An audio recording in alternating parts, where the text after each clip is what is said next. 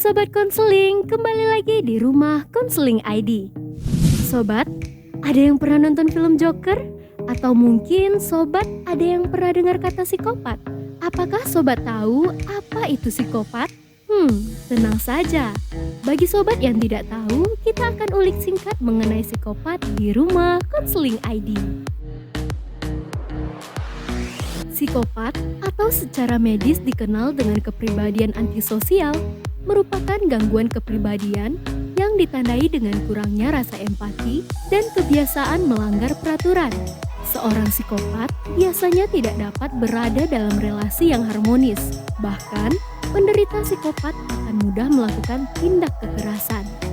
Psikopat merupakan bagian dari gangguan kepribadian yang termasuk dalam gangguan kepribadian kelompok B, yaitu gangguan kepribadian yang ditandai dengan perilaku emosional yang mengganggu relasinya dengan orang lain. Orang yang mengalami gangguan ini juga sering dikaitkan dengan perilaku atau kecenderungan melakukan tindakan kriminal.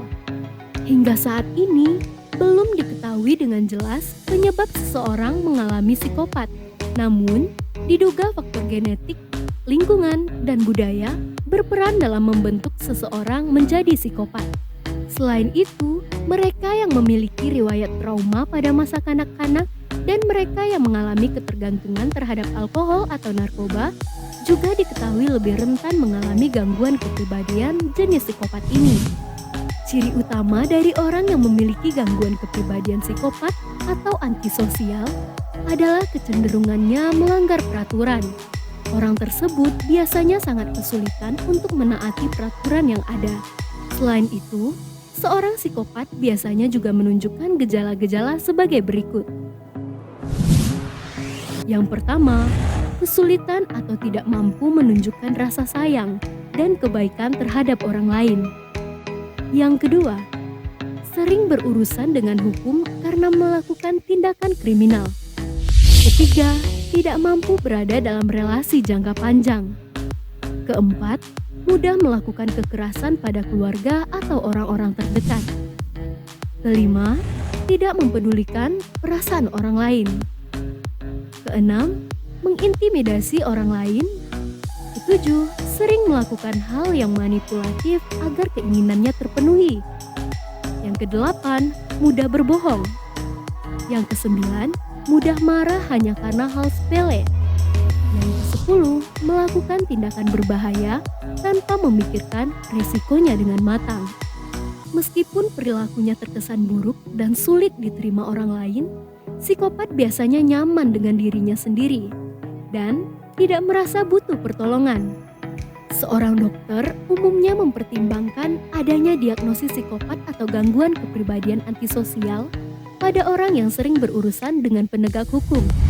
Begitu juga dengan orang yang tidak memiliki hubungan dekat dengan orang lain dan orang yang memiliki riwayat kekerasan pada masa kecilnya. Dokter atau psikiater akan memastikan diagnosis psikopat melalui wawancara terarah dan observasi yang dilakukan terhadap penderita. Seorang psikopat sangat jarang mencari pertolongan ke psikiater atas inisiatif sendiri. Umumnya, psikopat berobat karena perintah dari kepolisian atau pengadilan akibat tindak kriminal yang dilakukannya. Pengobatan psikopat utamanya adalah psikoterapi. Dalam psikoterapi, psikiater akan membantu penderita untuk menyadari gangguan kepribadian yang dialami dan mendiskusikan hal-hal yang dapat dilakukan untuk memperbaikinya. Untuk bisa memperbaiki perilaku, psikoterapi membutuhkan waktu cukup panjang hingga bisa berbulan-bulan.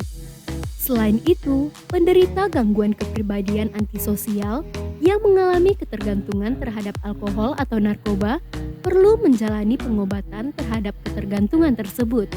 Ini merupakan langkah penting untuk mengatasi masalah berlanjut. Hingga saat ini, belum ada hal yang dapat dilakukan untuk mencegah terjadinya gangguan psikopat.